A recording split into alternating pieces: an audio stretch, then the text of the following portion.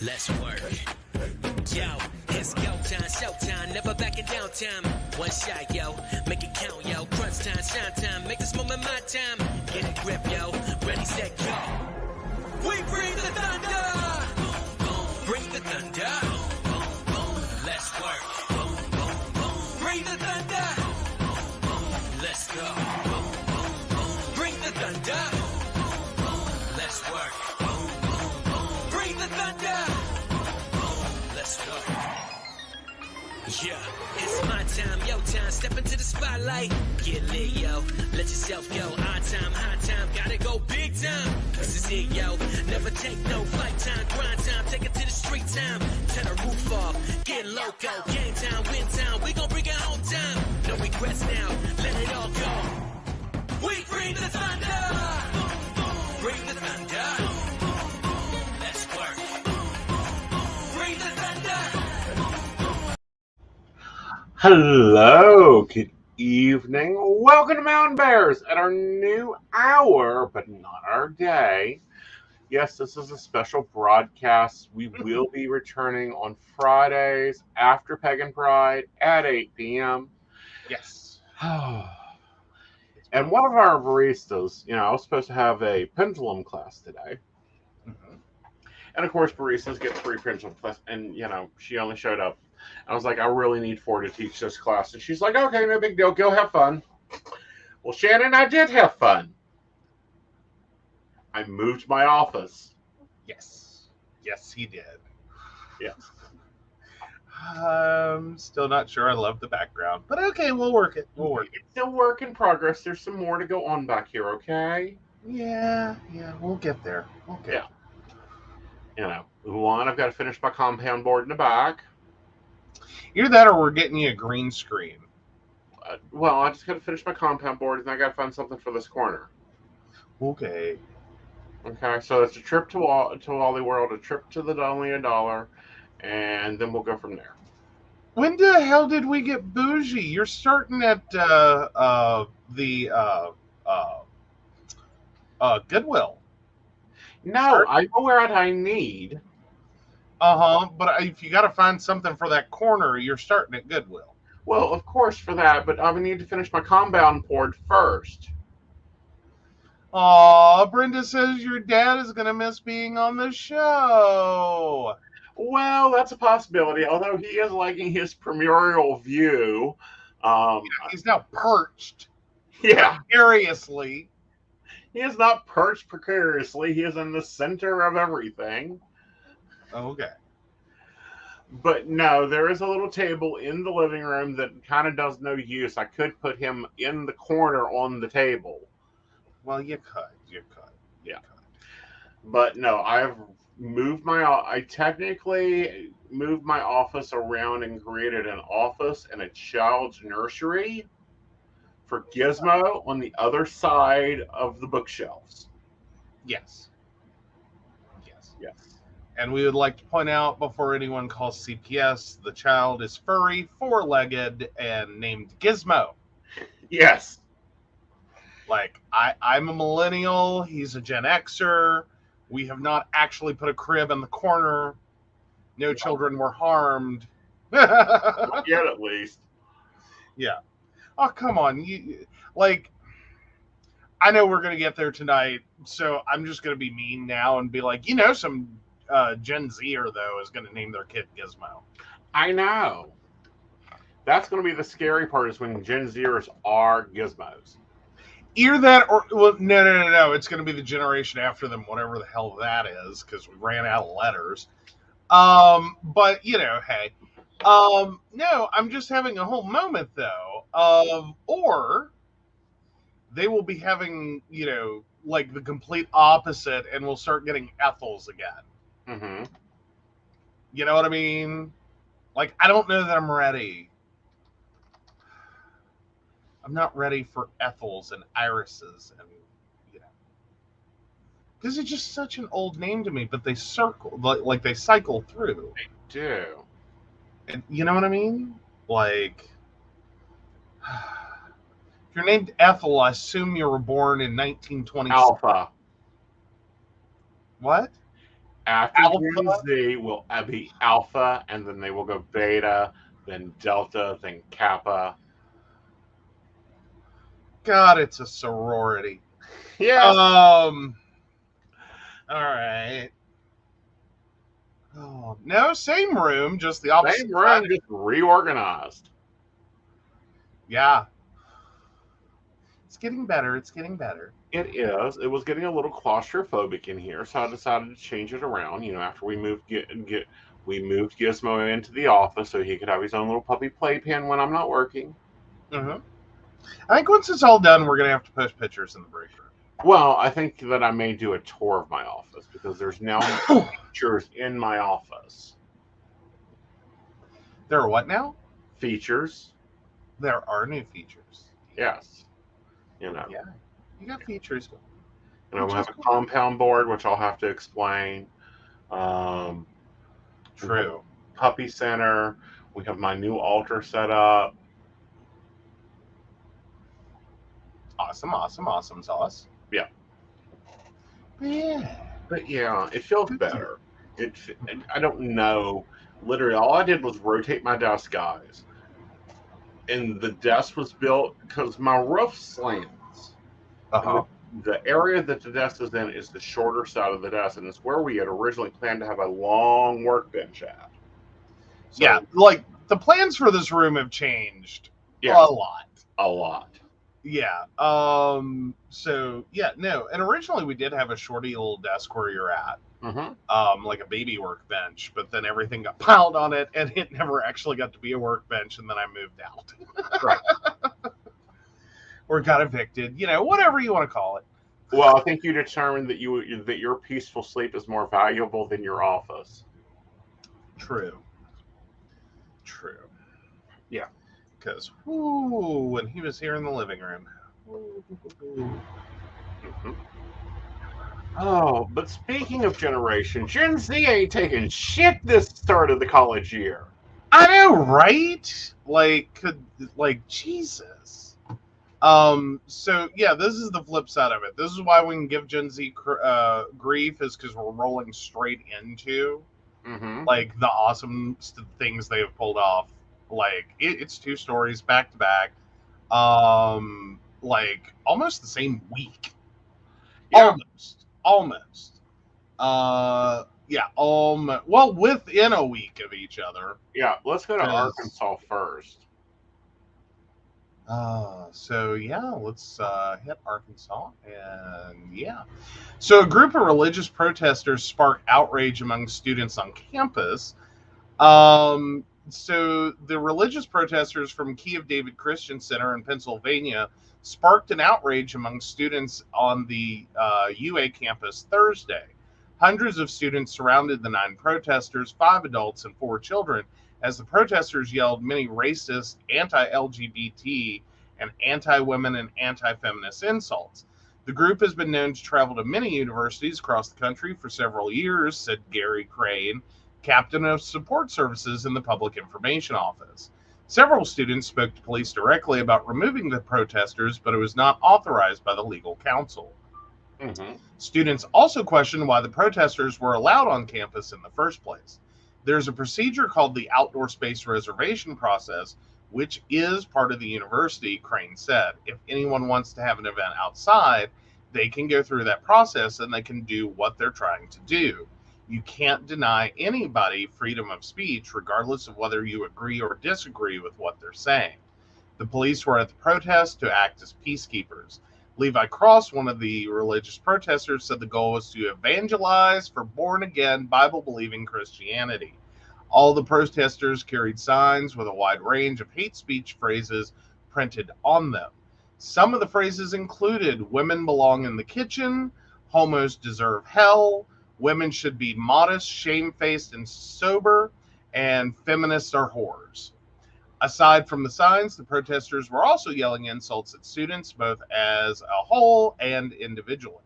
An openly transgender student in the crowd got into an argument with Cross, in which he yelled, "Have you written your suicide note yet?" to the student. The protesters yelled that homosexuals are predators, said anyone who is not a part of their specific religious affiliation will go to hell, and also, why does everyone think that they're the only ones with the right answer? Anyway, also pointed out specific female students in the crowd, calling them whores. December, Noisewater, a sophomore, was disgusted by the things the protesters were saying. One of the protesters said she was fat and called her a pig, she said. They claim to be Christian. It's honestly disgusting that they're spreading so much hate while proclaiming they love Jesus, Noisewater said. Lena Simpson, a sophomore, was the target of a few racist remarks from Cross, one of which being him referring to her as Shaniqua. I'm not angry because I'm used to this, Simpson said. I'm more annoyed. I'm tired of the racist remarks that have been said, and apparently black folks aren't going to heaven. However, in the midst of the chaos, students surrounding the protests seemed to band together in support of things such as LGBT rights, women's rights, and anti-racism, Deontay Range, a senior, said. Noisewater was heavily involved in the protests, making her opinions known. I think it's important to stand up for what you believe in, especially when nobody tells them that they're wrong. They'll just keep believing they're right, Noisewater said. Now, this is the news article. I saw the TikTok of this. Mm-hmm. My goddess in kingdom. I will put it this way. Those students went back to their dorm rooms, grabbed their rainbow flags, grabbed their whatever, and they basically turned that campus into a pride parade that Charleston needs to go take some notes from, and ran them off.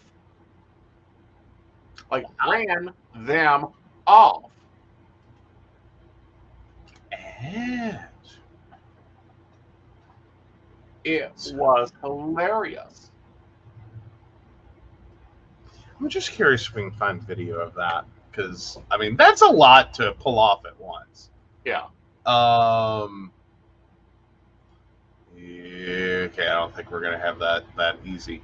Okay, anywho, I wanted to look real quick, see if we could, but yeah. Oh, so yeah. But no, very well done. Very well done. Golf clap of appreciation. Very well done. Yes. All right, so then more students. Uh-huh. So after student walkout, American U agrees to new contract with striking staff. So Sylvia M. Burwell was preparing to address American University's new students Friday when a loud shout. I don't have the rest of the article. That's Hold okay. on, guys. Anyway, when a loud shout echoed through the auditorium, "Pay your workers." Before she said a word, dozens of students began filing out in protest of solidarity with adjunct instructors and staff members who had been on strike for a week seeking higher pay.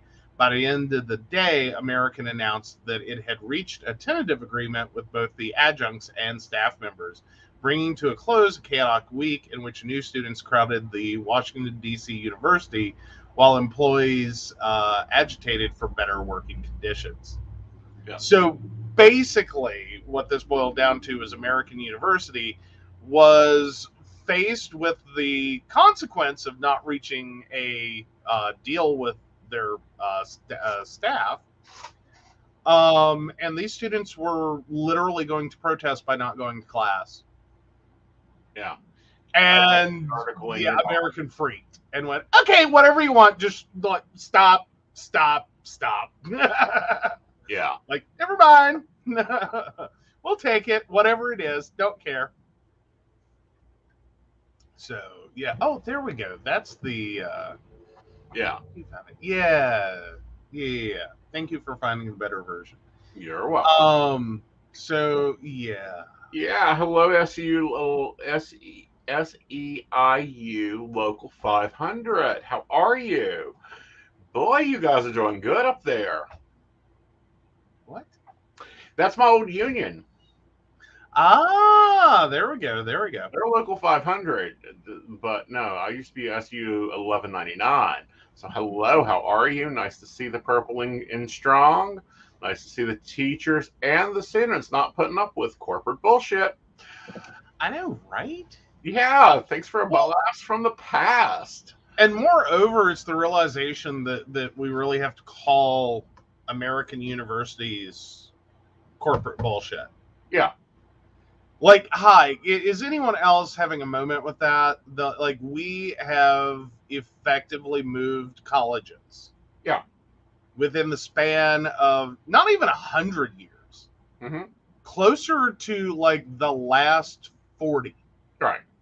From being their own functional, intelligent institutions Right. that did not work like a business, Right. to these privatized entities that now function exactly Right. like they are trying to be Ford. Right. And like, what the hell? Right. Like, we're paying more for fucking education Mm-hmm. than at any other time in history. Right. In history. Probably to an amount that is like 100 to 1 Right. of what it was 40 years ago. Right. Like, if you got a degree in the 70s, you're probably paying now 100 to 1 at Right. least. Right. And we can't pay staff? Like, how does that work? Right. How does that work? Like, these are profit-driven entities now. Like, I'm sorry, how does that work? How does that work for education? If you're sitting here worried about making your profits Mm-hmm. more than you're worried about using the money that you receive for academic instruction, paying faculty and staff, maintenance, and all the other functions of a college or university or whatever it is. All right, mathematician, get to this. Lord, hold on. I need my calculator. Give me a second. You. God, you could give a boy a second. All right, what we got? Average cost for college in 1970 to 1971's academic year was $394. Oh, By I need those numbers in reverse. By 2021, average amount jumped to $10,560. Okay, and what was the first one? The first one was $394. That is 26.8 times more. Mm-hmm. So that is, excuse me, 26. That is 2,680% increase, if I'm correct. Looks to be. Now, if you wanted to go Ivy League, you really had to. It really cost you a lot. $738. Ooh, now it's like 100 and some thousand. Yeah. Yeah. Yeah. Yeah. Yeah. I thought I was being like, I knew I was clear with 10 to 1 Mm-hmm. at least, or 100 to 1. Right. Yeah. No, it's. So yeah. And I'm still sitting here going, is that right? Yeah, that's 2,680%. Mm-hmm. Jesus. Now we have. How can't you pay your staff? Like, why is this an argument? Why is this a problem? Shouldn't everyone be doing better? Right. Like, don't get me wrong. I literally have never had a college professor ever. Okay, maybe one, but ever in my life that I didn't think deserved to be paid more than adequately for what they do. Right. Like, they should be well paid. The shit they put up with, please, especially your adjuncts. Like, especially your adjuncts, because usually they're there and teaching 1, 2, maybe 3 classes. Mm-hmm. They're not full professors, so they're not tenure track. Like, they're not getting the full, like, the college can drop them at any moment. Pay them for the premium. Right. Pay them for the premium. You're not promising them shit. Right. Now let's go back to that 10,000. I don't want to hear a damn word about inflation. Here's why. $394 in 1970 is equal to $2,914 in 2022. with a 3.92 inflation rate. All right. So even with that inflation rate, so let's go back. Let's never let it be said that we got all this wrong. So let's see. That was 10,560, and that was how much? 2,000.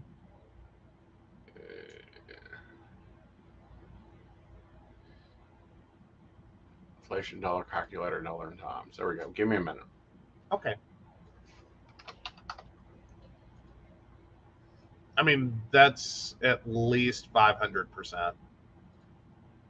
Yeah, it was $2,914. That is a 362% increase. Yeah. Yeah, 362% increase in less than 50 years. Yeah. Right. Yeah. And we know worker wages haven't gone up that much. Yep. Yeah. Yep. So they were looking for a guaranteed 5% raise in the first year of contract, and then the university final offer was 2.5% with a possible 1.5% merit increase. Right. Yeah.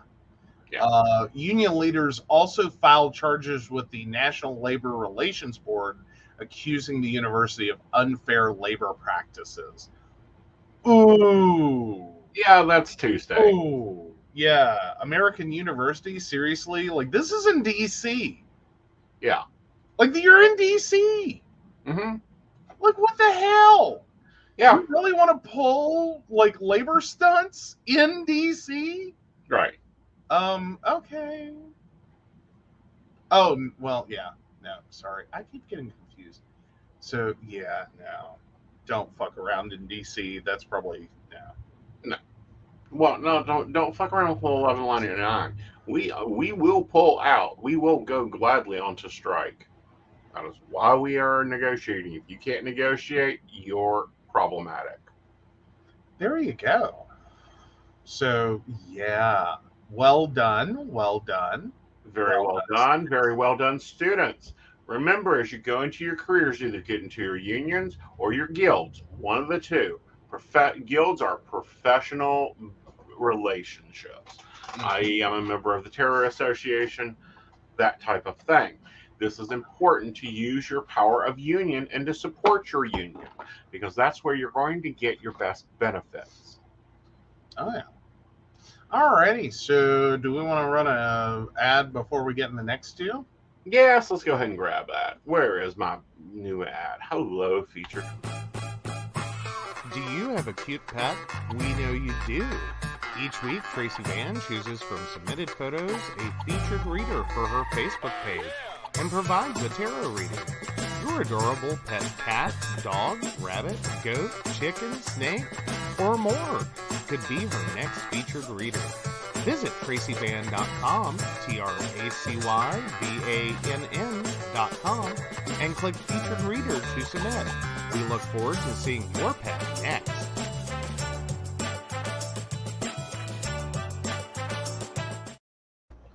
And welcome back. Welcome back. Welcome back. Where was I? I was a little bit all over the place here. You had an article. I have an article, and you have an article. I can coin toss that. Which one do you want to go for first? I don't know. You go for yours. All right, fine. So, teen cast in Rocky Horror Picture Show play stirs controversy. So, this is Middletown, Ohio. A local theater community is abuzz about a decision to cast a teenage boy in a musical about an alien transvestite from a transsexual planet. A production of the Rocky Horror Show is fighting critics. Wait, did they? Oh, they did. All right, so bad on the news station. They called it the picture show when it's the play. It's the Rocky Horror Show when it's the play. Can we all agree? All right, moving on. A production of the Rocky Horror Show is fighting critics long before its first dress rehearsal. The announcements were posted in July. The Ivana Theater Company would be producing the iconic musical Rocky Horror Show at Sorg Opera House in Middleton, Ohio. The plot centers around a Frankenstein-like character named Rocky, created by a transsexual mad scientist named Frankenfurter. If you watch this show, I'm pretty sure you knew that. I'm just saying, I'm pretty sure you already knew. Anyway, Brett Parr auditioned and got the role of Frankenfurter, a familiar part for him.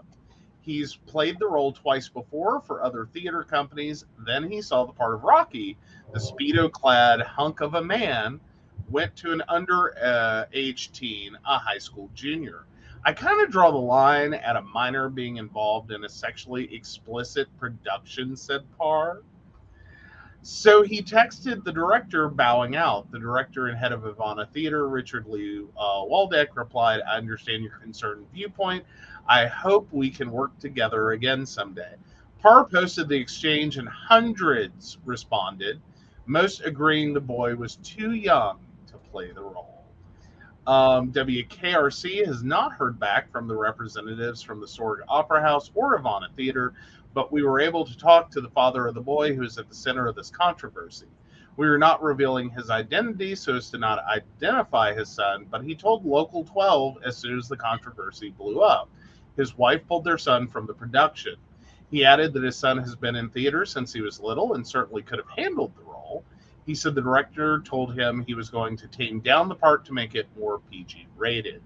And he added Parr was just upset because he wasn't asked back to the cast.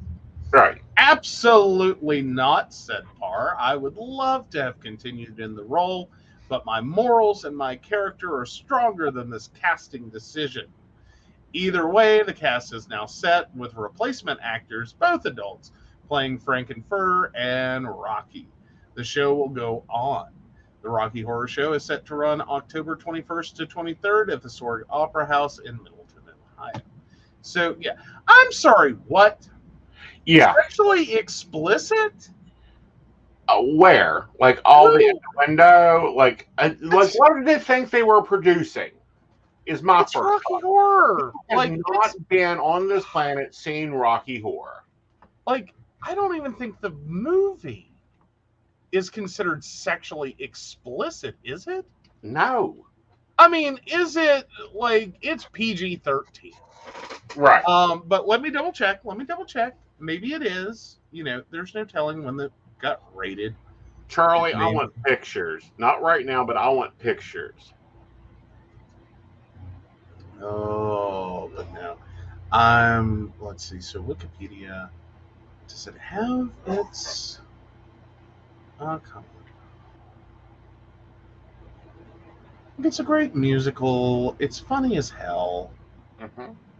Like, there's no, and I mean literally no reason that a teen, like under 18 teen, as long as they're 13 or older, couldn't do that. Well, here, why did he even try out for the role? Well, I mean, like, as a parent, why would you have supported this if you were going to have a problem with it? Though it sounds like they really didn't. It was just the moment of, like, yeah, we're not flipping dealing with this shit. Right. Like, screw y'all, screw this. Okay, let me see. Does Amazon tell us? Musical widescreen edition. Okay, it's technically a rated R movie. For the 70s? Well, true, but I mean, here we are. But no, it's just so weird. I just don't think of Rocky Horror as being that. I mean, there's a lot of sexual innuendo. There's a lot of sexual jokes. There is sexual content to an extent, but it is not explicit. Like, Mhm. please, people, be careful with that word. Right. Like, sexually explicit means it's sexually explicit. Like, you see genitals. You're not going to see genitals. Not if it's taped right. Yeah, well, I mean, oh yeah, there's a nipple slip in the pool in the movie. Yeah, it's the worst thing in the whole movie. Whatever. Yeah. But at the same time, it's like, you know what the show is. If it's not right for your demographic or you don't want to do the role, then why apply for it? That's what I don't get. Yeah, well, I think the teen was fine. I think his parents were fine with it. It was just the controversy started, and they were like, "Oh, okay, we're done. We're not putting up with this shit." You know? Right. Which I get that. I'm there for that. I Right. get it. Like, that teen does not need the bullshit. His parents don't need the bullshit. Well, again, come the hell on. This is Yeah. old shit. This is not 1972. No. Like, and I'm sure that we will or would probably find out that this underage teen is like 17 and a half. Right. And he's playing the role of Rocky. Right. Like, okay, here's how I know that someone's objecting to this has never actually seen or heard of this before. Rocky, of all the characters in the movie, is literally the most innocent creation. Like, he literally just got created and has no clue what the hell's going on. Right. Like, and the whole movie is basically an indictment of that. Right. So, yeah, you didn't see it, or you would have known that this was the best role Right.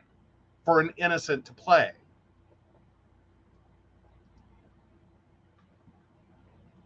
That's insane. Yeah, he would literally be like a babe in the woods. That's who Rocky is. Yeah, but at the same time, I'm looking at this and going, you know what the role is. You see what the role is. Granted, I don't think it's the easiest role to play, to be stupid, but it is a role. Yeah. It is. Like, it's kind of an... I will say that was kind of where the movie almost effed up. Right. Like, the whole Rocky Horror Picture Show movie almost effed that up. Mm-hmm. Because the actor did really well, but was not really convincing as being totally innocent. Mm-hmm. You know what I mean? Like, right. Yeah. Like, wasn't really feeling it. Well, I know. It's ridiculous. All right.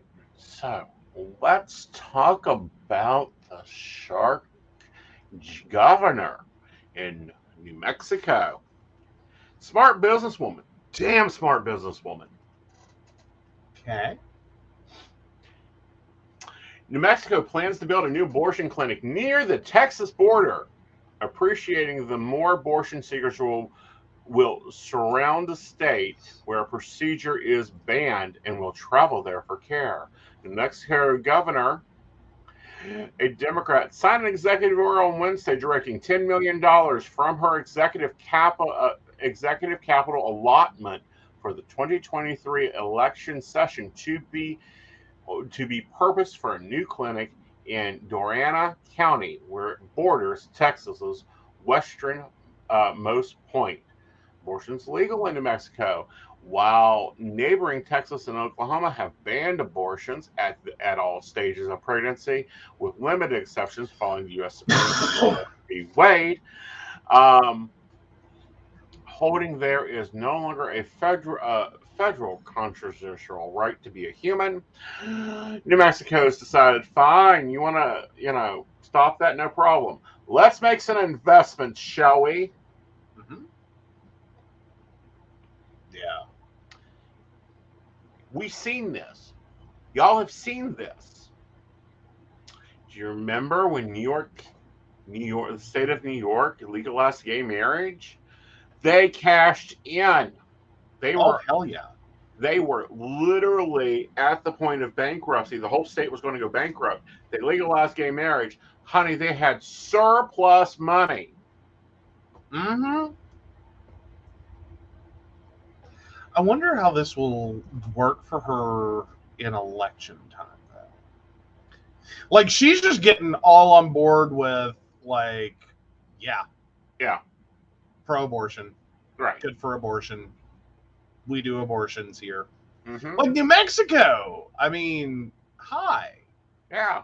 They were a little bit Trump loving there for a while. For a moment. Yeah. And at least 10 other governors have jumped on board, issuing executive orders taking from their own budget to move and create clinics at state bordering areas. Mm-hmm. Mm-hmm. Absolutely. So, yeah. Oh, I think it's a new part of our economy.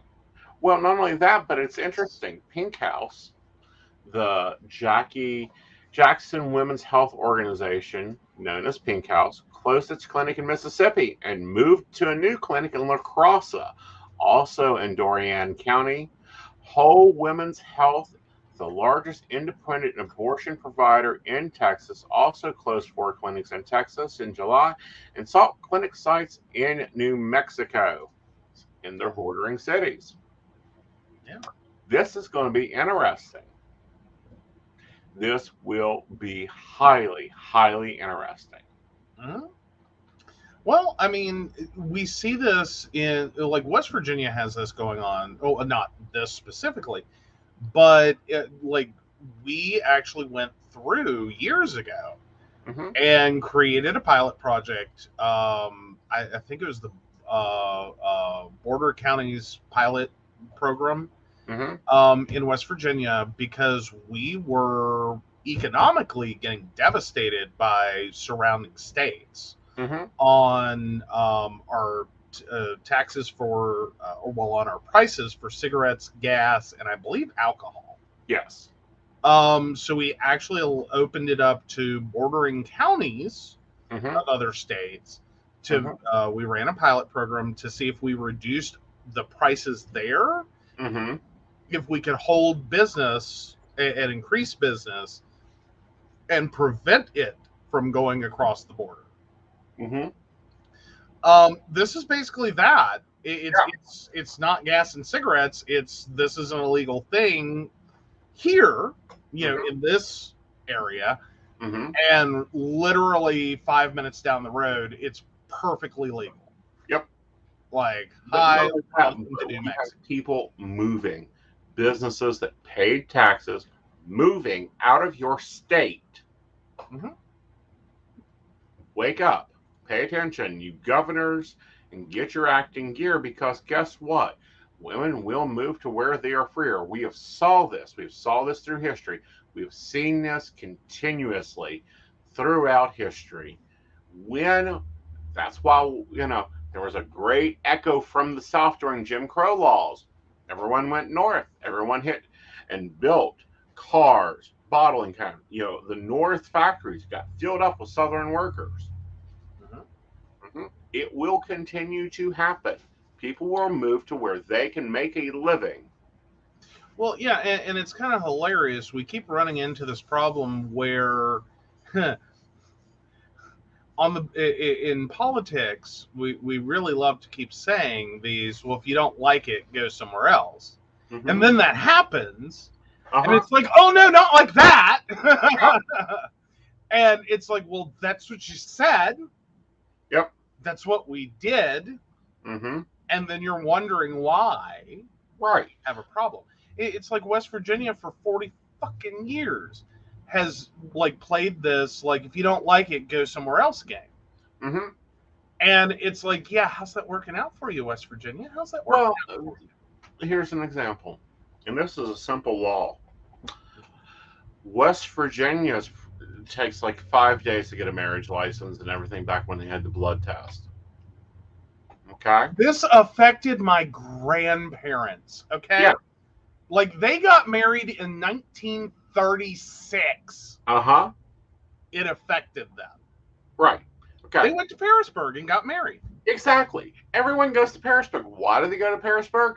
Because it's easier. It's legal. Boom, snap, done. Guess what? There are businesses that are the chapels. Went straight to Virginia to get married. Straight to Virginia to get married. Done.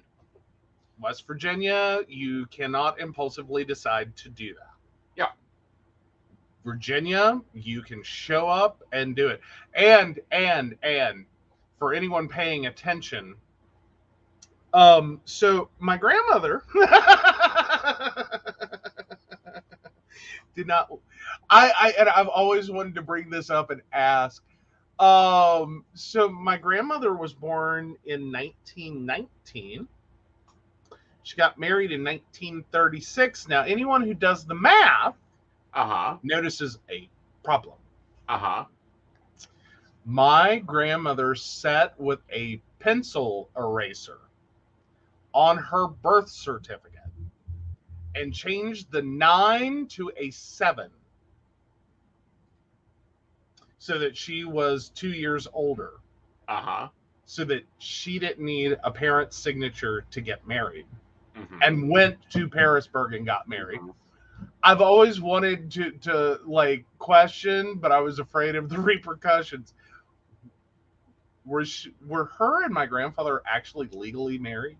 Yes. Like, I'm just curious because, like, she lied. She flat out lied. Yeah, but to get married. Legally married for 2 reasons. 2 reasons. One, a ceremony was performed.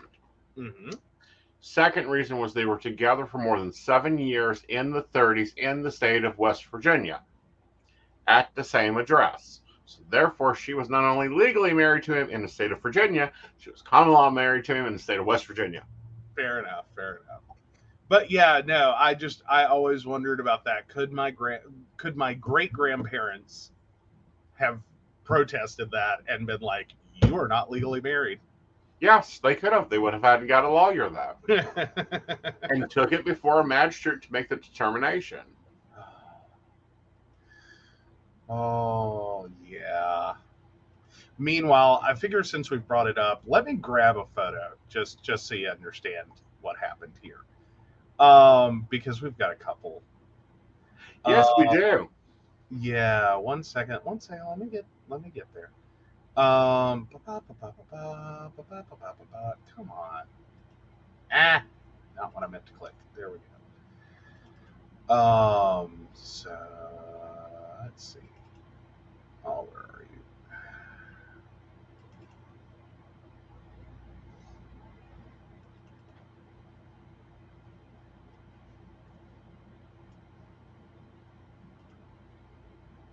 So I figure if we're going to talk about a 50-year marriage, we should probably share what that looked like just for a second.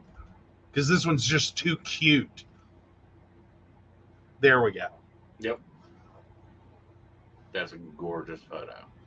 It is. Do you have, however, you need to show the other side of that. Do you have retirement picture 38 on your thing? Oh, yeah. Let me, let's see. Look, they had a pretty decent marriage. There we go. That is what, 50 years? Yes. Yeah, that was when my grandfather retired from Consol, which was a mining company. You'd better know it now as Murray Energy, I believe. Yeah, after 50 years, so they had been married for at least 50. Right. And then way back when. Yep. But no. They were a fun couple. They were. They have a lot of interesting stories. But no. If you notice, this is a key point. He's holding her hand the day she's married. They're holding hands in every picture taken. That's what true social media should look like. We'll get to that in a moment. Yeah. First, though, let's talk about. I don't think I want a Nest thermometer anymore. Yeah, I think that article just like murdered you on that concept entirely. Yeah, I'm not. I don't want to like. I want Alexa to control my light bulbs, not my heater anymore. Yeah, Yeah. that's it's a concerning one. So let me get cleaned up over here. So how your power company can remotely control your smart thermostat. A heat wave in Texas is leading to some unexpected changes in AC settings. So, Texas's power grid is unpleasantly surprising its users again after last winter's storm disabled parts of the grid for several days, causing potentially hundreds of deaths. A summer heat wave is once again threatening the grid. One potential solution Texas power companies have found is to turn up the temperature on some customers' smart thermostats. Problem is, some of those customers weren't aware that their power company could and would do such a thing until their homes got uncomfortably warm. One Houston family told a local news affiliate that their smart thermostat was turned up to 78 degrees with seemingly no notice other than a text sent after the fact. When they enrolled in a program called Smart Savers Texas, entering them in a sweepstakes to win up to $5,000 off their energy bills for the next year, these users didn't realize that this also gave the power company permission to adjust their thermostat during high demand periods like heat waves. The idea of a power company turning up your thermostat like a stereotypical electricity bill conscious dad might seem dystopian, but it's also fairly common. There are programs like Smart Savers Texas all over the country, from California to New England. The idea behind them is to decrease power consumption to alleviate stress on the electrical grid and avoid brownouts. Since customers aren't likely to volunteer to use less of the power for they pay for when they need it most, these programs give them an incentive and the means to do so easily by proxy. Some programs provide better incentives than others. When it launched in 2011, Philadelphia's Smart AC Saver program gave participants a $120 bill credit. Apparently, this was too generous as it was reduced to $40 in subsequent years. But Smart Savers Texas only offers customers the chance to win free power for a year, and apparently it didn't make its terms very clear. No. Now I'm looking for someone to sue because this is also occurring in Colorado. Do what now? It's all like this is going on all across the West. People are getting locked out of their thermometers. Yeah, that like Not just increasing it, locking you out to where you can't change the temperature yourself. mm-hmm.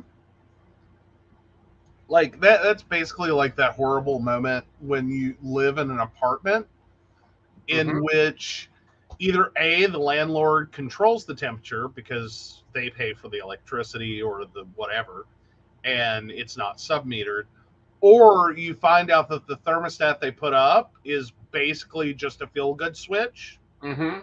It doesn't actually control anything. Right. Like it legitimately lies to you. Right. Like it straight up lies. Right. And you think you have control over your thermostat, which technically is supposed to be like a placebo, Right. when in fact you can set it to whatever you want to. It just doesn't do anything. Right. Like it'll sit there and tell you that it's cool, Yes. but it actually isn't. Yeah. Oh, thank you, Donna. She sends happy Saturday, Mountain Bears. Bright blessings. There we go. Right. Yes, Donna. Nice to see you, darling. Thank you. Yeah. So no, I don't want any smart thermometer. It would be cool to have it to where I can, change the thermostat from my office. But no, we will go old school, as old as Well, possible. but here's the problem: is how many thermostats is this actually built into? Like, does it have to be a Nest Right. It has to in be a order to? smart thermometer.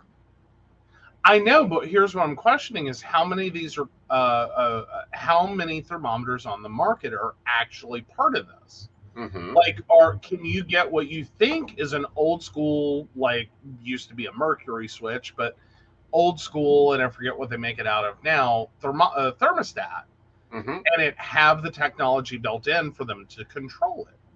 Well, I'd like to see them control the one over there on the wall. I mean, it's possible. If things send an No. electrical impulse to it. There's no possibility for them to send an electrical impulse to it. It is a digital 2-wire system. I hook the fucker up. I can unhook the fucker, tie the wires together, and it'll still run. Oh, there you go. There you go. So yeah, Yeah. that's Like, it's yeah. all And I right, wonder how many people are going to end up doing that. a lot. Like, Yeah, I would be right now. furious. It isn't that hard. There's 4 wires on a thermometer. Thermostat. You got your red and your black and your white. And if you got air conditioning, you got a blue. You just have to find the 2 that connect, turn it on. Granted, you can't control the temperature because it's wide open, Yeah, but it'll work. true. I wonder how many people are going to be really searching for vintage thermostats Right. just to take that power away from Right.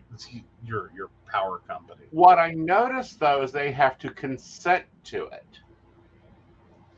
Yeah, but they're not actually getting real informed consent. I'm surprised Right. this isn't going to, if this doesn't end up with the Consumer Protection Bureau. Mm-hmm. Like, because I'm sorry, this is an abuse of consumers. Right. Like, yeah, they opted in, but they had no idea what they were opting into. Right. None. And especially at, like, it really needed to be administered with a lot more grace. Right. As in, you should not, like, I can understand if you want to temporarily Mm-hmm. play with settings and optimize Mm-hmm. and get some consumer data about how they use their space. Right. Like, I'm sorry, our house, good luck. Good luck. This house runs 24 hours a day. Right. There's no way you could fuck with our thermostat and it not cause problems. Right. Versus, like, you work with to identify consumers that, hi, we lead a normal Monday through Friday, 8 to 5. Right. We're not home. Keep it cool enough for our pets not to croak. Do whatever you want to do.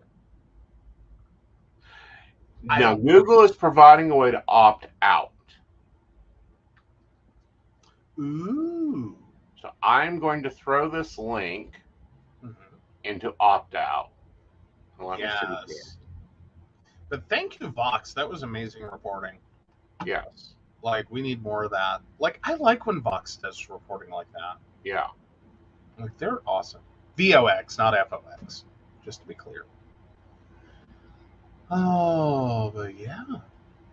Okay, you have to call your energy thing, but the program that they're using to take away your right to control the temperature in your own house, Mm-hmm.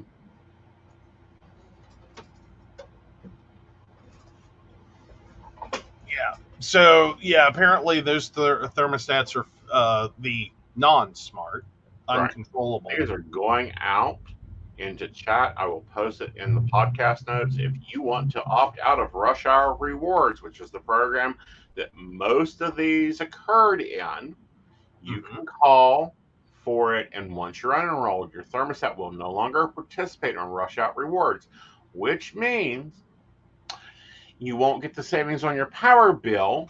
However, your power company can't control you. Yeah, you've opted out. Yep. Though, I mean, still, once you've done that, please be smart. Right. Like, I mean, I know you're paying for power. I know that the problem lies with the power company and its grid and its ability to supply. Right. But if you're not going to be home, kick the thermostat. Right. And that's an Like- intelligent design. However, The problem is this. One, Mhm. Texas refuses to upgrade the grid. Two, the governor failed to upgrade their grid and chose, however, to remodel his mansion instead of investing in their power grid. Yeah. And three, they fooled people into logging into joining this program so these energy companies, instead of upgrading their equipment, can restrict your rights to control your own thermostat that you're paying for and your electric bill. Yeah. Which, I mean, if you did this responsibly, Mm-hmm. like really, truly, if this had more to do with optimization of usage, Mm-hmm. I would understand it. I think consumers would even get behind it. Mm-hmm. Like, reduce your carbon footprint, be better to the environment. We're going to, roll some things out here. But to just arbitrarily set a home thermostat to 78 degrees, whew, that's a lot. That's a Well, lot. they've even set them higher. Yeah. Oh, I'm Some sure they have. some are reporting heat wave conditions, Mm-hmm. them being set higher, like 95, 98 degrees. And if you are a resident, a senior citizen on oxygen, you can't be in that level of heat. No, even 78 would be pushing it. Yes. Like, I'm sorry. And more importantly, this really needed to identify customers carefully. Right. Like, again, if you're a family and you're gone from 8 to 5, Right. don't croak people's pets, but yeah, you can adjust my thermostat. Right. Like, like seriously, when I worked Mm-hmm. 8 a.m. to supposedly 5 p.m. Monday through Friday, honestly, as long as you cooled my house down by 11 p.m., I would never know. Right. Granted, North Carolina summers, though, that's hard to do. That's Mm-hmm. really hard to do. Right. Like, that was a whole thing. But no, Right. literally, if you had turned, like, if I walked out the door and like 8:15 a.m., you Right. were cut it, I wouldn't have known until I got home. Right. Yeah. So Ashley will hopefully be on soon. Yay. Yay. Very cool, very cool. So, yeah. All right. So let's take a break. And then when we come back, we're going to be talking about are you an asshole and exactly what to do in polyamory debate. There you go. All right.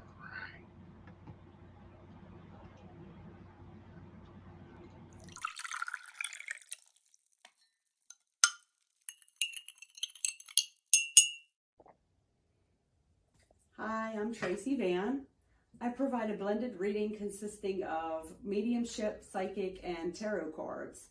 A reading from me can cover any guidance you need from relationships with your partner or your family, spiritual, financial, any questions you may need clarity on. If you would like to book an appointment with me, check out my website, tracyvan.com. That's TracyVann.com. I have bookings from 15 to 60 minutes you may choose from. That helps if you just have a quick question, need an answer, or if you're looking for a reading in more depth, I'm here to provide the guidance and clarity for you. Let's just figure it out. Bye. Hi, I'm Dottie the Psychic, and I'm sure you're wondering why I'm not wearing any makeup. Well, one reason is to irritate my social media manager, Aeson Knight. Hi, Aeson. The other reason is because I like to get to the naked truth about what it means to be a neurodivergent LGBT person with psychic abilities. I've got vlogs, blogs, and podcasts and videos all related to trying to live my best life and helping witches and bitches do the same thing. So, you can check all that out and get a reading from Dottie the Psychic at DOTTIE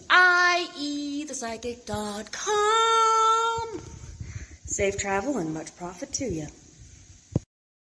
Hey everybody, Lady Gwendolyn here, and I am here to tell you how to get in contact with me and a little bit about what I do.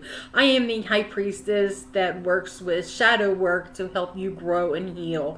And I work with access bars, Reiki, I do power forms. I'm recently getting into crystal healing, sound therapy as well. So you can go to Lady Gwendolyn Healing, that is LadyGwendolynHealing.com. Book your appointment with me. I do in person, I do over the phone, I do over Zoom. We can do that as well.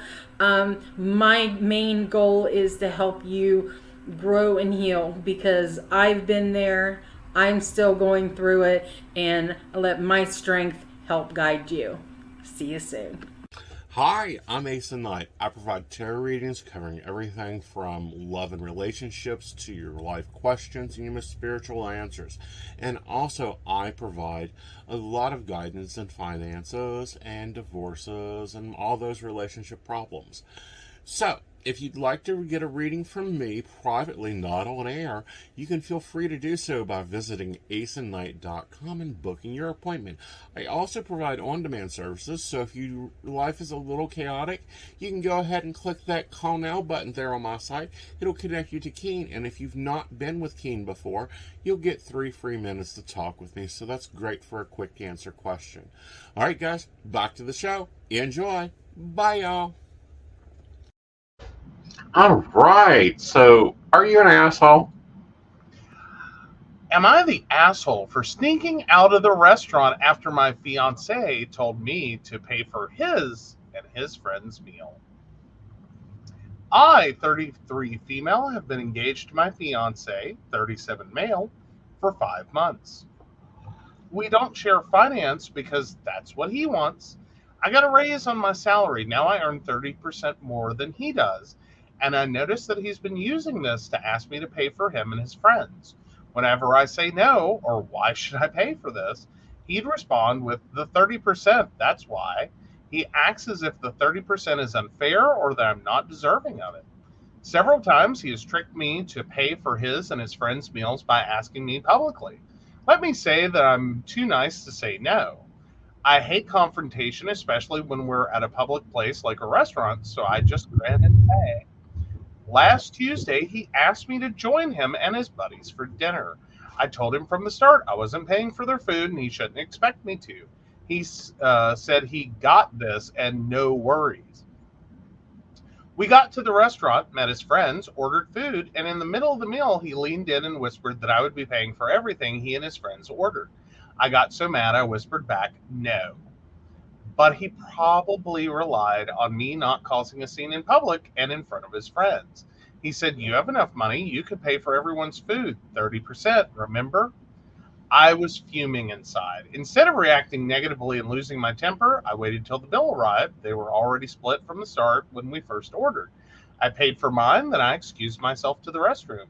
I then sneaked out from there, got into my car, and went home. I started getting phone calls from my fiance, then texts asking where I was. I texted back saying I didn't appreciate how he put me in this situation and basically tricked me into paying for his and his friends' food. I told him I went home, then stopped replying. An hour later, he came and started yelling at me, calling me selfish, irrational, cheapskate, and childish for sneaking out like that and leaving him stuck with a bill he could not pay. He had to call his brother for help. We had a loud argument, then he walked out. His friends didn't speak to me on this, but he told me they're disappointed in my behavior and are telling him to take time and reflect on the type of woman he's going to be married to. Am I the asshole for what I did? Is what he's expecting from me fair or justified? Some info. He said that because the restaurant wasn't expensive that I could have just paid. He admitted not telling me about it till later, knowing I'd refuse. He still thinks my reaction was childish and unacceptable. No, you're not the asshole. So not the asshole. However, you need to be reflecting on if you want to be married to this man. Like, I could almost understand if this were, you make 30% more than he does, and you and he start doing things that you normally wouldn't have been able to afford, and he were expecting you to pay because you make more. That I could follow the logic on. Right. Like, okay, fine. You know what I mean? Like that kind of can go back and forth in couples as your pay changes or whatever. That like your quality of life goes up, and maybe you pay for more now, and then he ends up paying for more later, or whatever y'all work out. Right. And that would, okay, fine. I could understand him being upset if you were just paying for him, Mm-hmm. and this were like a quality of life change, and then his argument would at least make sense. I don't think it would be valid, but it at least makes sense in my head. Mm-hmm. Where the fuck does he get off Right. on allocating how you spend your money when it's on him and his friends? Mm-hmm. Like, I'm sorry, what? Right. What? And meanwhile, the friends, what kind of assholes are these? Well, not only that, but what kind of asshole invites you out to dinner to pay for dinner with his friends? Yeah, it basically sounds like he's using you for your money. Mm-hmm. Like, I don't know what y'all's relationship was before, Right. but yeah. Meanwhile, the fact that he manipulated you into doing it. Right. Yeah. No. Girl, get the fuck out. Right. Like, I don't know the quality of the D. Mm-hmm. But it ain't quality that you need. Like, there's got to be better out there. Mm-hmm. There has got to be better out there. Right. There has got to be better.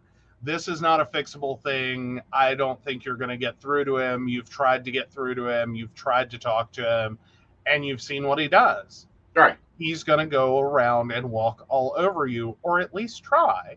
Right. Meanwhile, why did he have to call his brother for help? Because he didn't have the money to pay for dinner to begin with. Uh-huh. But meanwhile, where the hell were his friends then? Right. Like, what kind of friends are these? Like, I'm sorry, I think I would have already, had a problem. Mm-hmm. And then, like, I'm just starting to see it from the friend perspective. Right. Like, not even his. Like, fuck him. He's an idiot. We've already figured this out. He's the asshole. But, okay, let's go to the asshole friend circle. Right. You go out to dinner and get told that someone else is paying for your dinner. Right. And regardless of what you know of the situation, I'm sorry, where is this rule at that I've always lived by? I'm not going out unless I can pay for my dinner. Thank you very much. Exactly. Like, that's just a thing for me. I get a little wonky about that. Like, I don't go to $200 restaurants when I only have $20.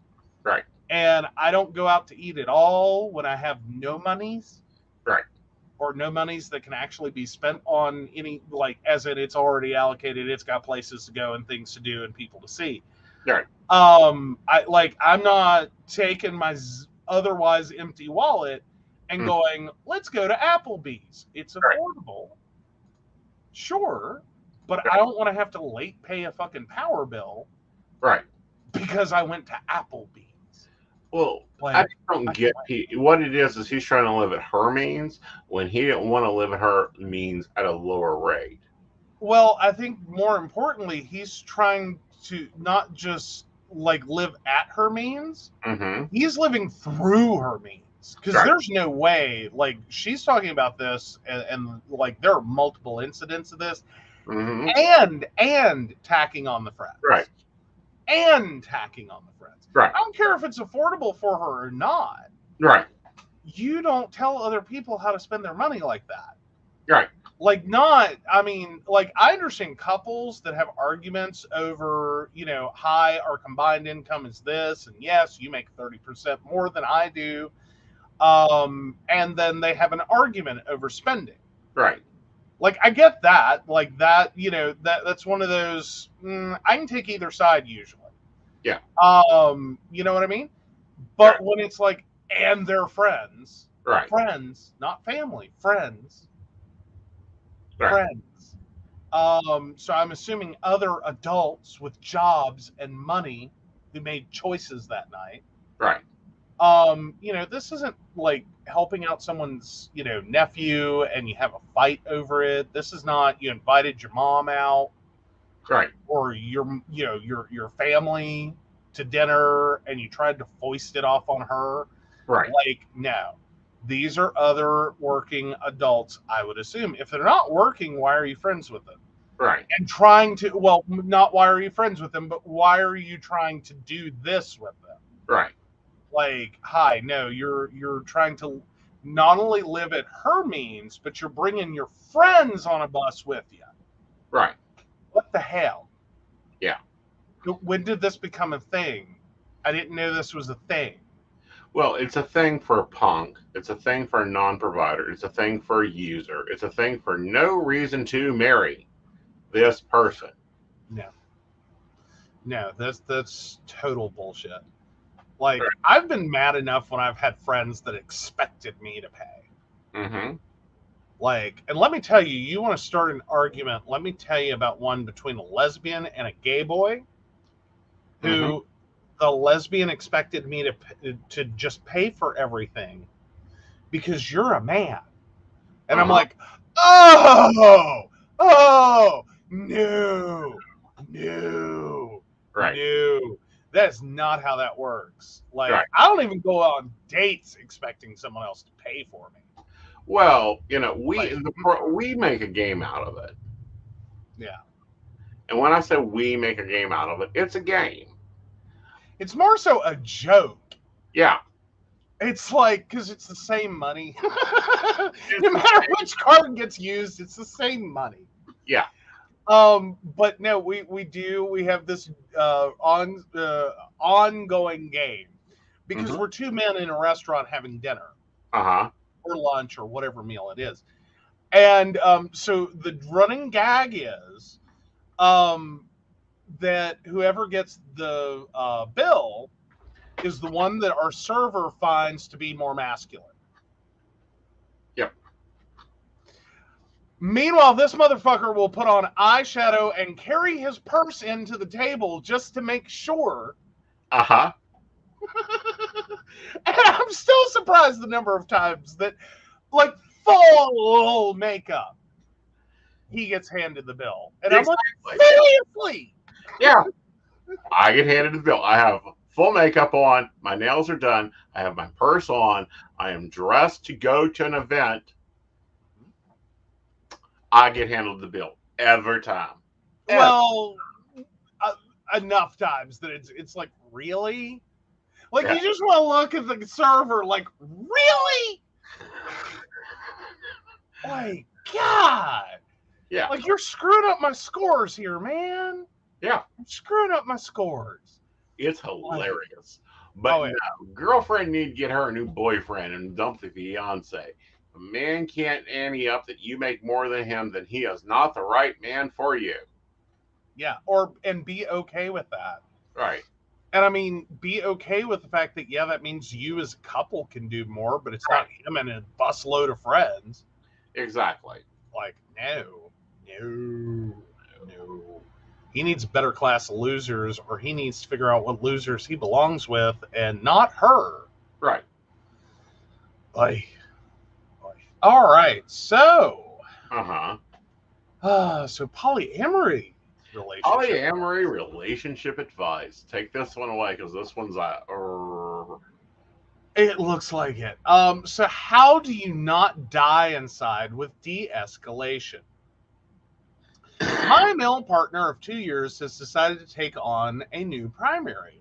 He updated his Facebook status and profile pics with photos of them and a relationship ad 2 days. He didn't warn me about these changes, and it struck me like a giant arrow to the heart. I called him and asked why he didn't give me a heads up, as he usually keeps all relationships quiet online. He apologized, but said his new partner needs this to feel secure. He swears this doesn't change our relationship, but I'm leery since she is monogamous and just accepting his lifestyles under a don't ask, don't tell situation. They were high school sweethearts who reconnected. He is out with friends, family, etc., but she is asking him to hide his poly status to her friends and family. His third girlfriend left over this recent status change, but I don't want to leave. I love him too much. The adjustments, though, are tough, especially with him going through new relationship energy. We've talked, and he is aware of my hurt feelings. He apologized for everything, but swears he wants this. He understands he's handled this poorly, though, and will do more to handle it better. He swears he cares about me, that I'm important, and he knows he fucked up, especially since the third girlfriend left. He promises to communicate more, make time for me, and not make me feel like the side hoe. I do not approve of this relationship and feel it's unfair to everyone involved, but how do you argue with new relationship energy people? They just see jealousy and not logic. I've done my best to make my position clear that I will leave if our relationship suffers. Hopefully he keeps true to his word and works to do better. I always avoided don't ask, don't tell situations, and I'm not happy about this, but time will tell. Bitch, Girl. what? Yeah. No! Yeah. Like, this, he didn't just handle this poorly. Right. He made you the side hoe. Exactly. And Like, he made you the side hoe. Furthermore, this is why I do not like hierarchy relationships. I don't do not ask tell with my partners, because that's bullshit. In general, it's non-risk management. It's like total bullcrap. But girlfriend, start packing your suitcase, because I'll guarantee cowboy monogamous is running through your ranch collecting your bull. One bull rope at a time. I don't even think she needs to leave him. I think it's already over. Like, it's just going to dwindle down. The best you're getting is a booty call at 3 a.m. Exactly. when he's supposed to be working late or out with friends or what the fuck ever's. And he's just, I think what he found was the kind of girl who just really doesn't care. Right. Like, she just started with the assumption, like, all dudes are dirtbags that cheat. Right. I like this dirtbag. Uh-huh. I'll deal with it. I don't care. But don't shit in my living room. Right. Don't tell my friends. Do not make me the butt of jokes. Do not, start controversy. Mm-hmm. Like, you go do you, and I just will pretend you're telling me the truth. Right. And just don't get caught doing it. See, that's not ethical non-monogamy at all. Because one, it's going to rope in other people eventually. He's going to get caught doing something he shouldn't be, as in a monogamous relationship. Mm-hmm. And she's going to have to deal with it, and it's going to become a fucking covert operation for them to see each other if this lasts for 5 more minutes. Right. Like, it's going to happen. It's going to happen, and it puts her in the position of you became the side hoe. Exactly. That's where you got moved to. You didn't ask for it. You weren't even made aware of it. You just got dumped in side hoe category. Right. That's how much he likes her, at least in this moment. Right. One, that's unforgivable. So do not. That is not just new relationship energy. Right. Like, there's new relationship energy, and then there's like whatever the fuck this is. Like NRE, that's a moment, and that's a thing people go through, and there's arguments and confusion and blah blah blah blah blah. I get all that. Right. What? Right. What the fuck? Why? It's bull. It's bull. You're being replaced. You let a cowboy into the ranch. No. No. No. Now, this whole idea of primary, secondary, third is bullshit. Yeah. Because primary is whoever's on first base at the time.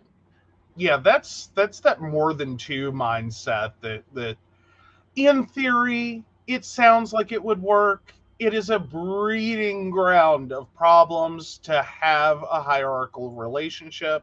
Yes. Like it just, I'm sure that there are people that it works for. Mm-hmm. I'm sure they have gone through a lot of shit to make it work. Right. But pretty much every total blow up. Right. I mean, nuclear meltdown blow Right. up that I have ever seen has been hierarchy based. Right. Or it's been the unicorn hunt. Right. Like, oh, we're going to go out and find a third partner. You know, like it always starts the same. We've been together for 5, 10, 15, 20, whatever years. And we've decided to open our relationship and find a third partner. Right. Okay, one, you call them the third. Right. Okay, and we're both going to date them and share the relationship together. So we're looking for someone that we both like. Mm-hmm. Cringe. And then, you know, they'll move in here. Oh, more cringe.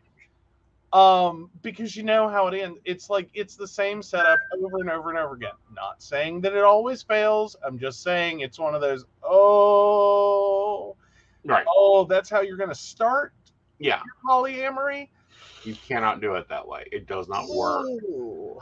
You know. Oh, child, you are Right. going to hate this. Right. Like, You know, and I'll be point blank the way we run it is whose department is it? basically. Yeah, because the invisible assistant has his departments. Mhm. Mm-hmm. Joe has his departments. Mm-hmm. There's other departments that are currently available. They'll be filled in as managers come along. Hey, you know. But no, I'm just ew. Mm-hmm. Sorry. That like yeah. But this is the crap that goes on with cowboys, and when you allow a cowboy in your ranch. Yeah. And okay, so let's go backwards. Okay. Let's time warp back on this whole situation. Mm-hmm. All right. So, you know, girlfriend, original poster, girlfriend 1. Mm-hmm. And girlfriend 2. Plus this new person. Right. That is actually old. They're from their past.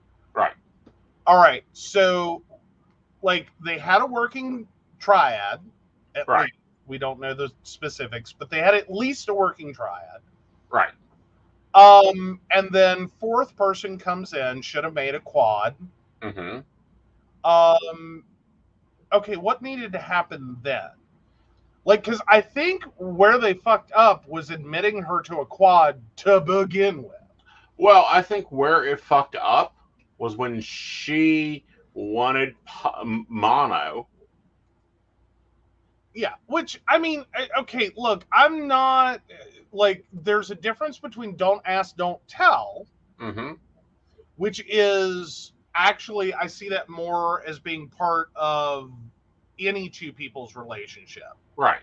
As in, I don't want to know who you're doing. I don't want to know when you're doing it. I don't want to know what you're doing. Mm-hmm. Fuck it. I just don't want to know. And that can be valid. Right. Be valid.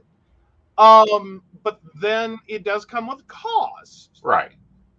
It comes with a cost that you have to accept from the beginning is that, like, hi, there's the rest of the world. Your parents will go out to the grocery store and see them.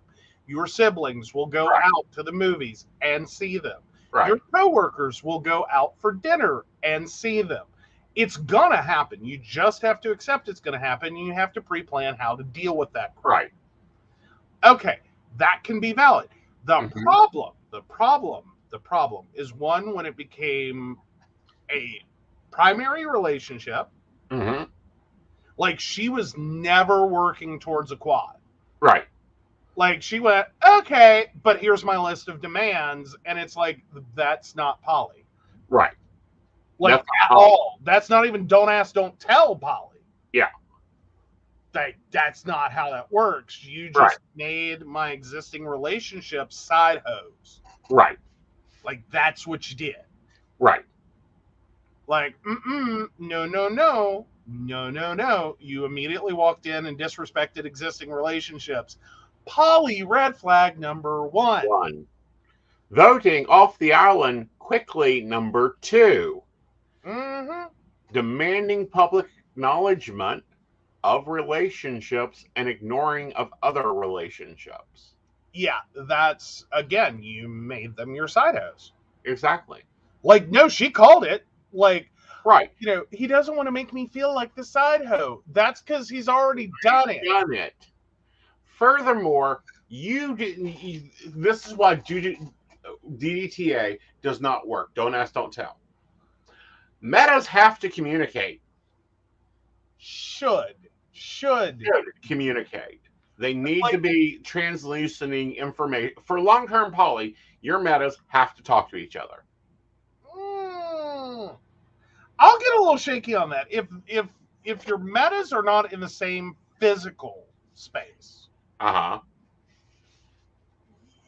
you don't have to communicate as much, as long as both are really understanding of the setup. Right. Now when you move into like the dynamic of the relationship is different. Like this is not exactly a full-on relationship. It's more open. Mm-hmm. But this is a comment that just is more frequent. Right. Then you can avoid the meta conversation to an extent. Right. But what I'm talking about is long-term poly, everyday living poly, the metas have to communicate. Otherwise, it gets fucking very confusing for a hinge. Oh, yeah. Okay? Well, because it's like, I don't know if I can go out Thursday night. I'll have to check. And then you have to go through your damn Rolodex and go, are we doing anything Thursday night? Let me check the Google Calendar. They have to have interlinking communication. Well, it's certainly a lot easier, and it's a lot actually stressful, a lot less stressful for everyone involved. Mm-hmm. If you, and especially in that hinge situation, if you can look over, or you can call up, or you can send a text, send an email, blah, blah, blah. Right. It like, no, I'm sorry, I'm bringing this one up and putting it on screen. It is, okay? Like there's like, it is just poly is just a love affair with Google Calendar and group messaging on Facebook. Yes. Like, no lie, it is, that's your primary relationship for anyone involved. Is group messenger and Google Calendar. Because if you fuck up either one of those, your life is about to go batshit crazy. Yeah. Batshit crazy. Right. And, but no, think of this. Well, here's an example. My Friday was very busy. I had private appointments. I had network running. I had a private event. This is why we didn't have mountain bears. Yeah. My metas had to dealt with their own selves. Figure it the fuck out. Right. That's where. But here's the thing. They were able to work out things easily. They knew that, okay, he's in the office all day, and then he's doing a live event, and once, we're taking care of dinner, we're taking care of cleanup, he's out of running the house. Divert to yourselves to figure out your shit. Fend for yourselves. Yep. Like, and it was fine. It really isn't that bad as long as you understand what's going on. Right. Like, that's the key part, is you have to stay constantly aware.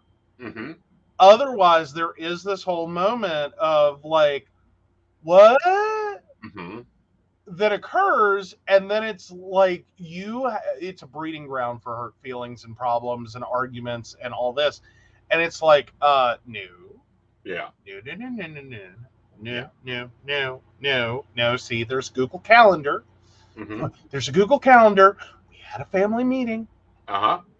like, where everyone sat down and went through their schedule for the week and discussed what they were doing and when. Uh-huh. No, you don't get to be upset Right. because this was discussed. And like, if you had problems, Right. you're supposed to bring them up then. Right. Like, and before the private event was even booked, there was a, hey, I have a private event request on this date at this time that's going to take this long.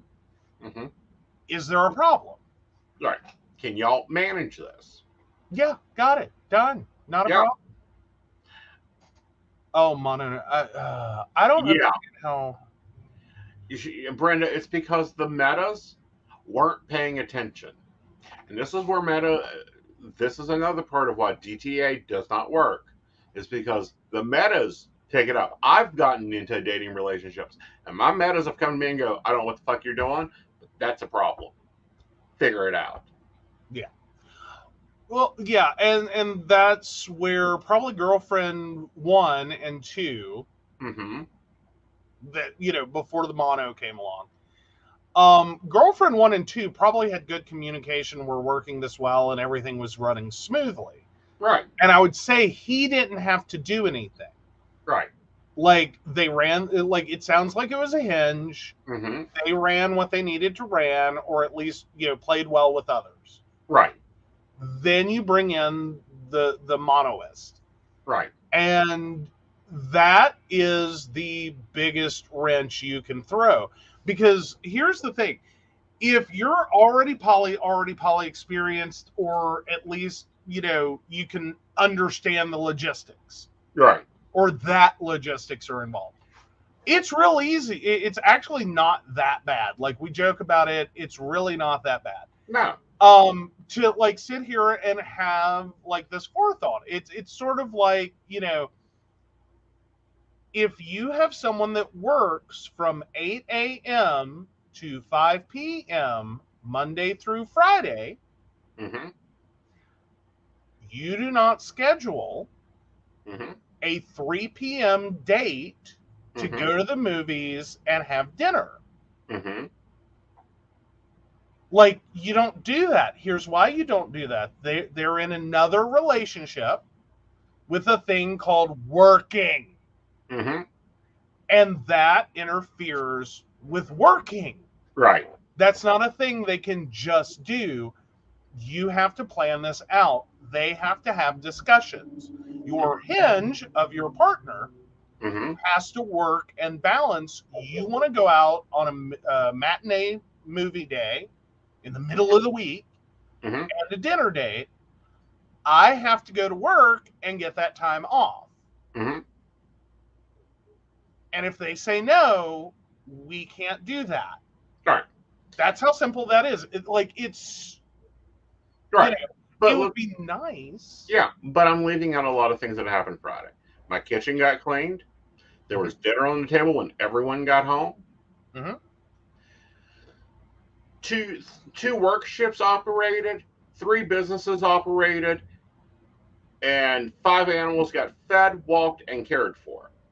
And floors got mopped. And floors got mopped. The house did not suffer. It did not look like a wreck. Why? Because I looked at him and I said, I have all this on me today. I can't do the rest. Mm-hmm. And the metas figured it out with the room. Yeah. We worked through it. We got it done. Yeah. So 3 meals were cooked. 4 people ate. 5 animals and 2 kittens ate. Everything was handled. Yeah. Oh, and a load of laundry got done. And a load of laundry got done. Yeah.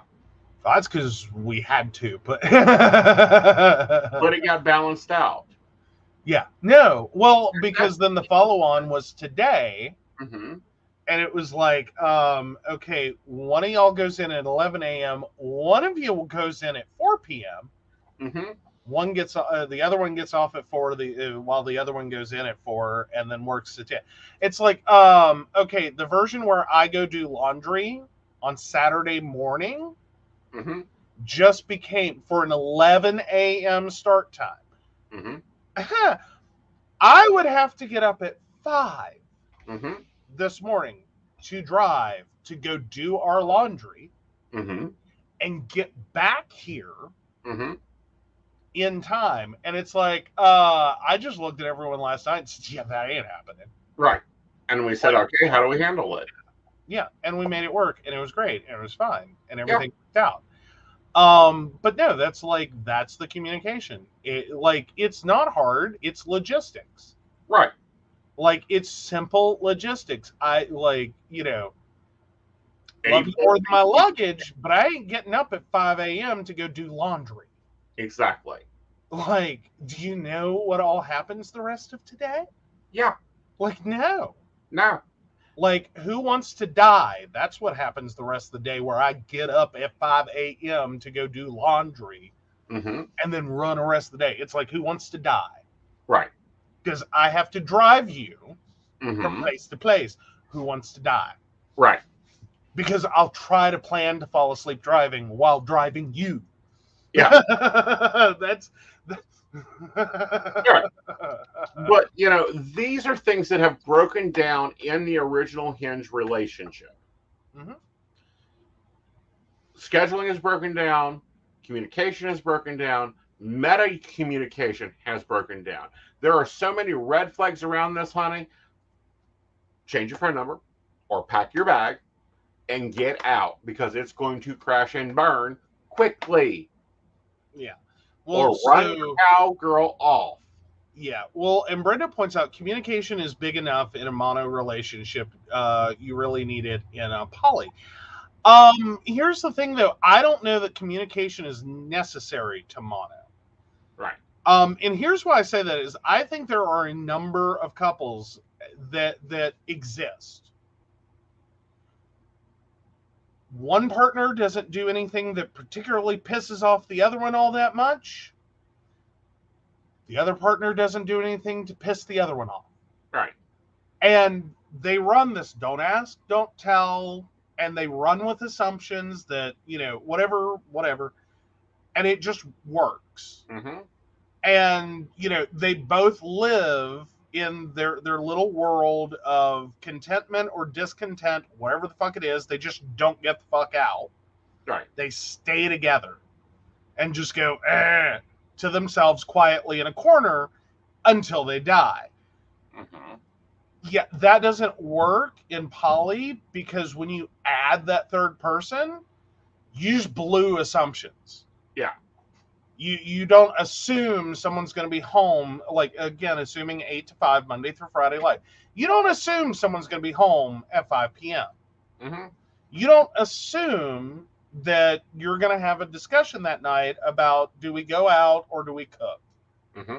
You don't assume that, when birthdays and special events come around, that you could take a vacation. Right. And surprise them and just do it. Right. Like, no. Things could go horribly wrong. Well, and If then you know that also, and this is another reason for that metas have to be able to communicate on a surface level. Otherwise, I will end up with three crock pots for Christmas. Mother will buy one, you will buy one, invisible assistant will buy one. Mm-hmm. Oh yeah. Oh yeah. All right. So last story for tonight. This is your bonus episode of good news that I think is damn ingenious. So New Yorkers with pot convictions will now be the first to get the opportunity to sell it. Uh-huh. I'm already loving it. So American criminal records are filled with nonviolent cannabis possession charges. But in New York, that could soon go from being an employment hindrance to a lucrative employment opportunity. New Yorkers with past cannabis conviction charges will be the first to have the opportunity to obtain a conditional adult use retail dispensary license. Once the Center of Stop and Frisk, the 2021 legislation of cannabis for adult use in the state of New York was underpinned by a commitment to benefit those most harmed by the war on drug policies. The Marijuana Regulation and Taxation Act looked at other states' similar bills and found that due to excessive regulations, the largest cannabis industry leaders cobbled up most of the opportunities. But because the war on drugs for so long has terrorized Black and brown minority individuals, it only seemed right to let them be the first ones to receive an economic boon from the newly legalized substance. We quote, we think that leaning into folks who have past convictions but have that business experience means that we're going to find a bunch of applicants who have gone through some significant challenges to still open and operate successful businesses. Office of Cannabis Management Executive Director Chris Alexander said in an interview, according to Politico. Well, isn't that a nice way to say, look, we know these drug dealers are making money. Let's go ahead and make sure we get some taxes out of that money. Oh, it's not even that. I mean, okay, it's a little bit that, but I think it's more so like I appreciate the fact that that if you currently in the state of New York have a prior drug conviction, mm-hmm. for all the shit you have gone through with that prior drug conviction, mm-hmm.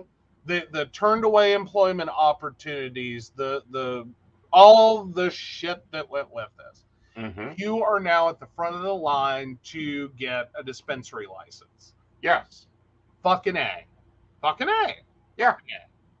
Like, yeah. Good deal. No, I'm good with this. I like this. I appreciate the minds, the thought that went into doing this. That instead of yet again going, mm-hmm. well, you have a prior drug conviction, you can't, work in this industry. Like, fucking A. Tell me where you can work with a prior drug conviction. Mm-hmm. Meanwhile, it's called experience. Mm-hmm. Like, I'm sorry, that's like getting arrested for prostitution and then legalizing prostitution, and the only people that can't become prostitute or sex workers are former sex workers. What? Yeah.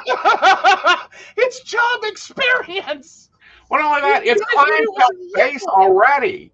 I mean, they already have the marketing ability. They already have the customer list. They have the market. It's just now we're going to legalize you. Pay your taxes. Make your deals. But don't forget my state tax of 22%. Cash it out. I'm sorry. It would take another analogy. It's sort of like if we were to legalize Ponzi schemes and then say, Bernie Madoff, sit down. Yeah. No. No. Yeah. And we do this with other convictions. Yes. Like, the government fucking loves hackers. Can we just say that? Yes. Like, yes, they get sentenced to horrible things, and horrible things happen with this on paper in a courtroom. Let me tell you, though, mm-hmm. I'm we love hackers. Right. We love hackers because you can convert that experience from causing chaos and mayhem mm-hmm. to preventing chaos and mayhem. Right. Real quick. Yep. All right, guys. We hope you've enjoyed our new format. Our Patreons said they wanted, and there will be more breaks. I do want to point out that we do have 2 more corporate sponsor options open. If you are of a business, make me a commercial, send it in, join the corporate sponsor level Patreon. You can do that. Your commercial will play throughout the show. We are moving to 8 p.m. on Fridays. Next week, we will have Mountain Bears on Wednesdays because we are at West Virginia Central Pagan Pride host dinner when Mountain Bears would be going on. And then we'll be at Central West Virginia Pagan Pride the day of Saturday. Yes. So we will see you tomorrow night with Psychic That Plans, and we'll be looking at a week where you guys get to see me plan an event week. All right, y'all. You have a magical evening. A great time. Now we got our Patreons to go through. I'm getting there. I'm sorry. Yeah. All right.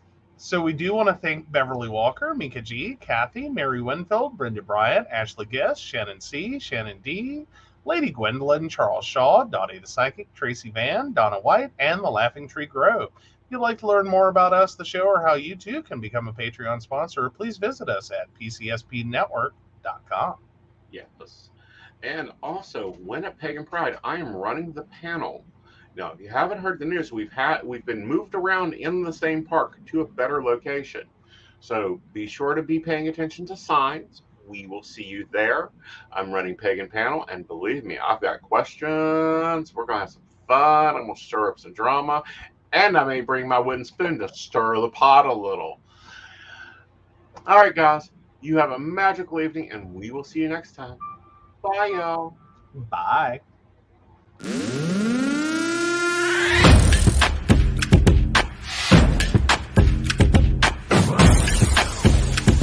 Let's work.